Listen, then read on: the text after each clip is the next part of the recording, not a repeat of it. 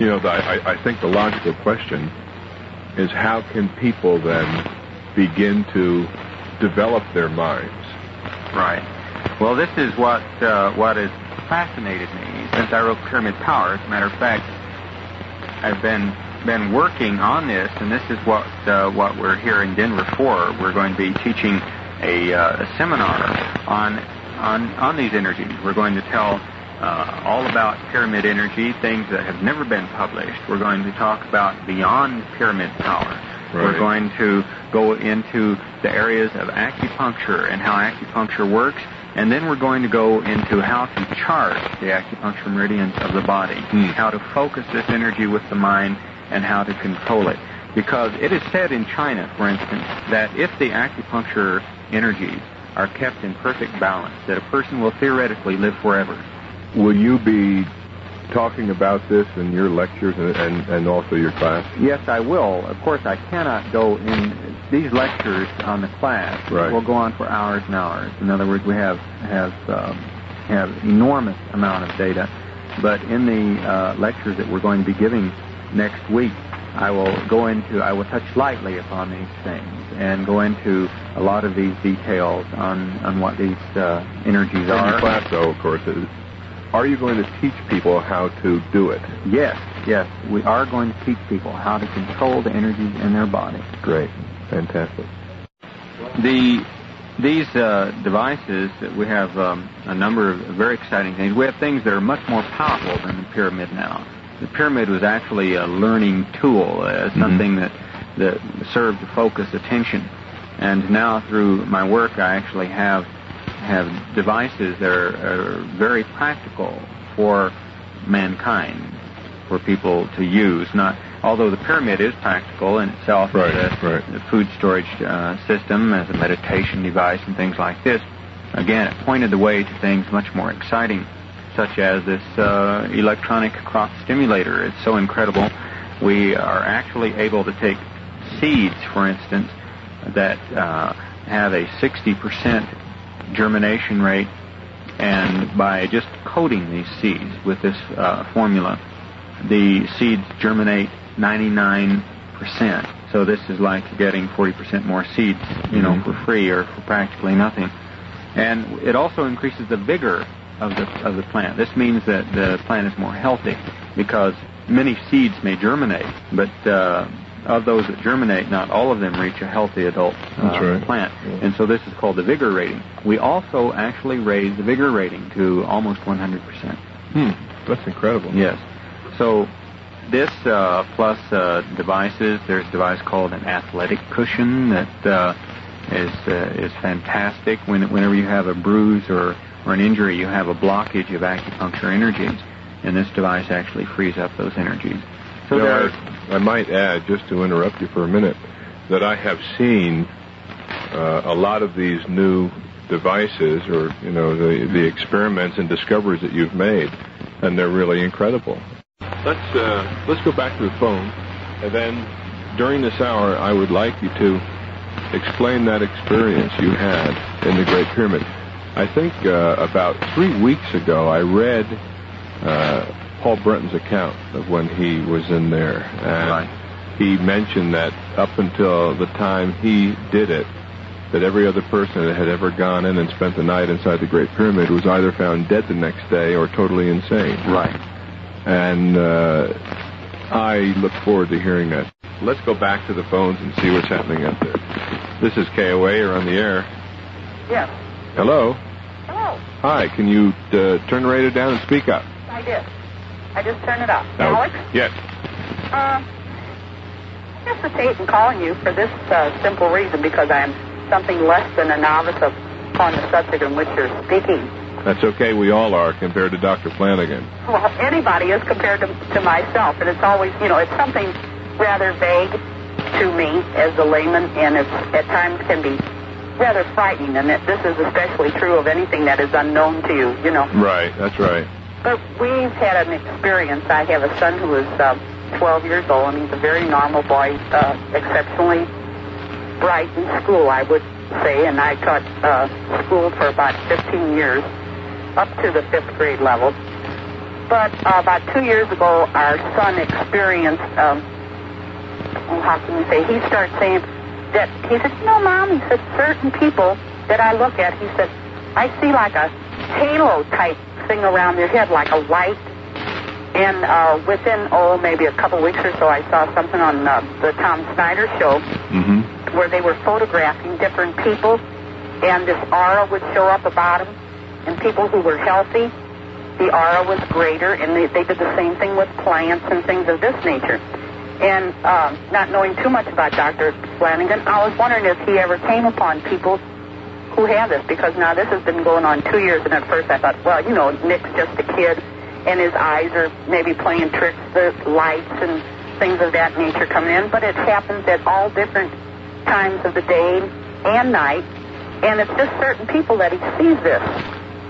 And I hesitate in calling you without you thinking that I'm some kind of a... Oh, this is a...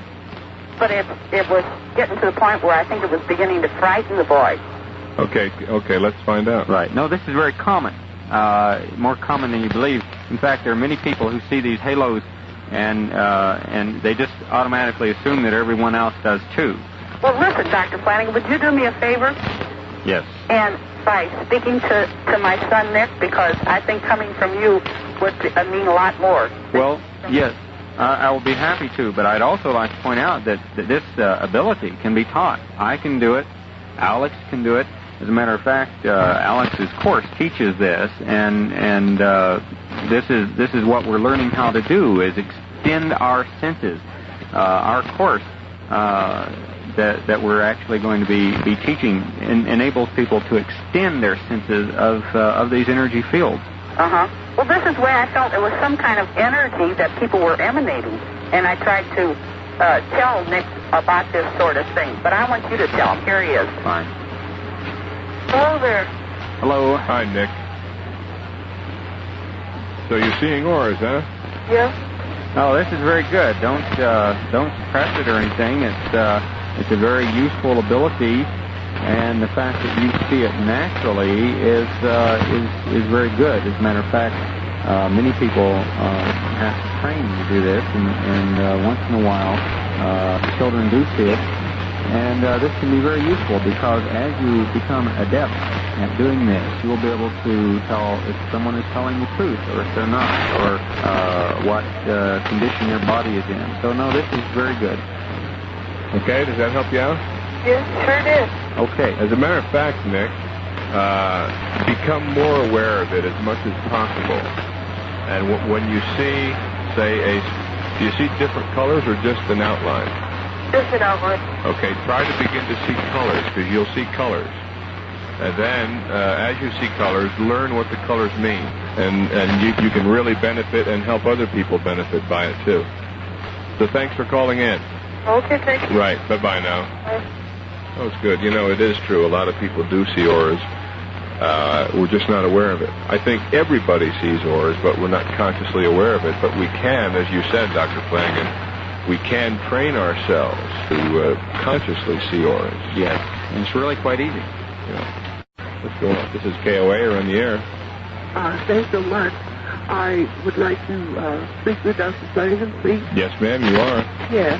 I would like to ask, and I hope this doesn't sound too foolish, is there a device? Have you something in the line of the pyramid, or maybe the pyramid, that handles loss of hair, obesity, and surgery? No, I can't say that, because although there is a lot of research going on medically, I'm not trained in that area, and most of my research is for pure knowledge. Yes. And so no, I cannot say that my devices would affect these things directly. Fire, or the Kundalini, because in the word pyramid itself means fire in the middle, and again, serpent fire, or Kundalini, comes from the middle of the body. Yeah. And so these things are directly related. In esoteric teachings, when the pyramid is facing that way with a point up, it represents man's development back to the Godhead. And this is really what we're talking about. We're talking about spiritual growth. Supposedly, all the knowledge of mankind since the beginning of time is recorded some way in the pyramid, either with the books of knowledge that we talked about, or maybe in a mathematical formula type thing. But what do you know about that? No, this is true. The pyramid, we're continually decoding information from the pyramid, just from the structure and the mathematics and this sort of thing, plus the other pyramids that we're discovering. But because the pyramid is so precisely built, it is we believe that it was placed there as a message in time. And we're just starting to decode it. I'm sure that there's a tremendous amount of knowledge there, and we're going to go back and get it. I think that's great. For to spend the night in the Great Pyramid, that is illegal, and it's very difficult to do this. The only way that we managed to do it was by carefully bribing the police. And this takes skill in certain cases, but we were determined. So we did go to the Great Pyramid, and unfortunately the Esquire man who was with us, who wrote a 10,000-word article in Esquire, was taking the popular knockout drops called chloral hydrate and Valium in the pyramid so he wouldn't be scared off by what events were to come.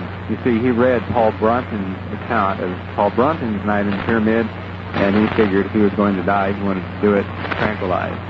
So it is rather amusing. But we went into the pyramid at midnight on September the 9th, 1974, and they locked the gates behind us, so we could not escape until our appointed hour of 7:30 the next morning.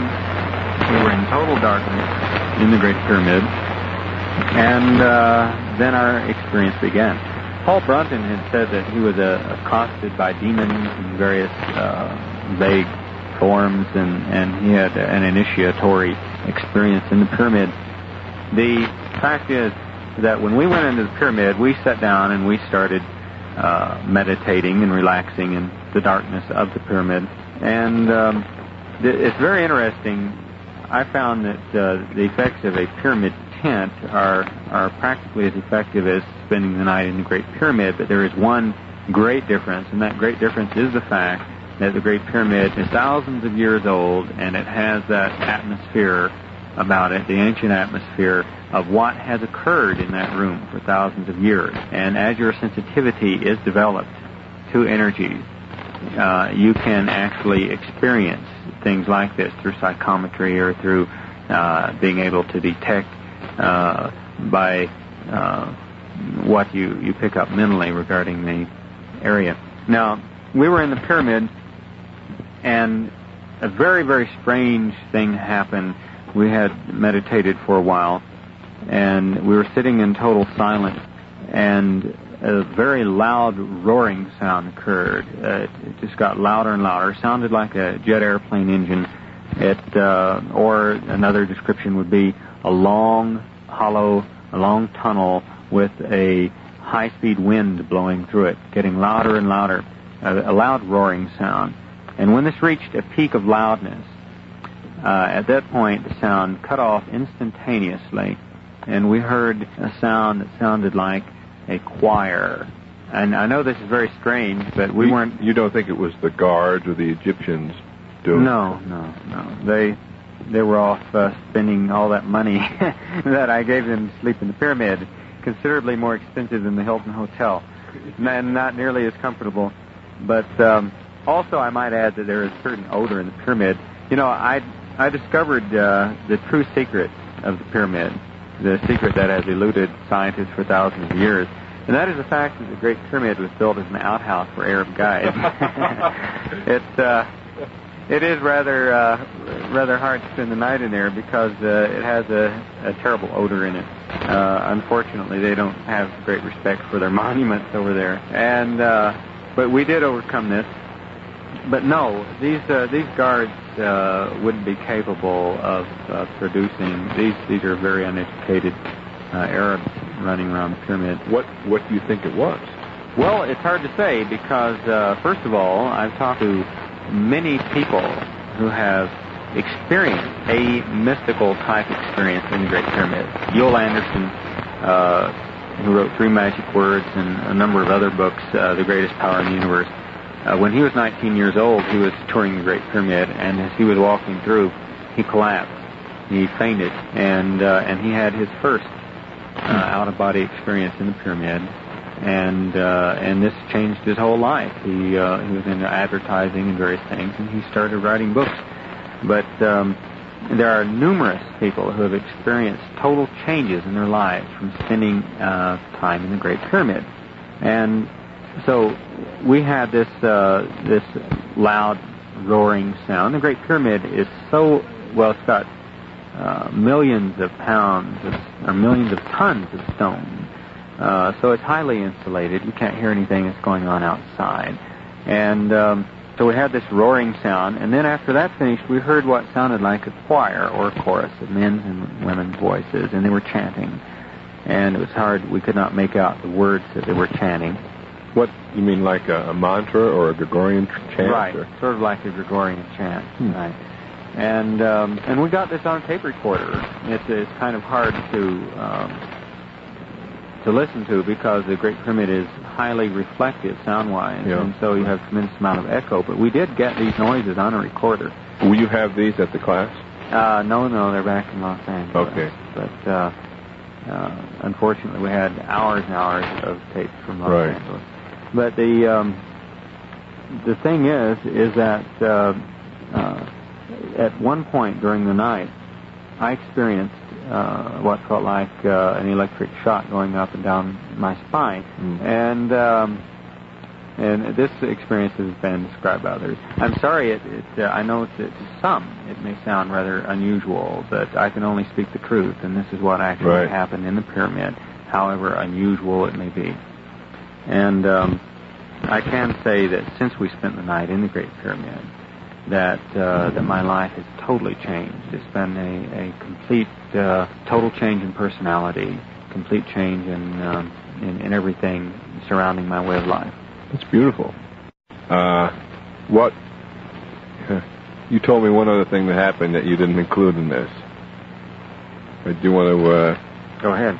That was where you went into a trance? Right. Well, this is when I was having this electrical charge up and down my spine. I went into what could be described as a catatonic trance. In other words, my body became catatonic all over, and I was in this trance-like state for, I guess, probably an hour. And then after we returned from the pyramid, I was in Los Angeles. Now, I'm a scientist. I do not believe in what I'm about to tell you. I do not believe in this at all. I did not believe it at the time. So that's why it's so unusual. When I returned to Los Angeles, a couple of weeks later, I went into a trance again, and a voice spoke to my body as in trance mediumship. Where did this happen? This happened in a friend's house in Los Angeles. And since then, I didn't believe it at the time. I still said, well, something's happening. I don't know what it is, but I thought maybe it was some strange phenomenon.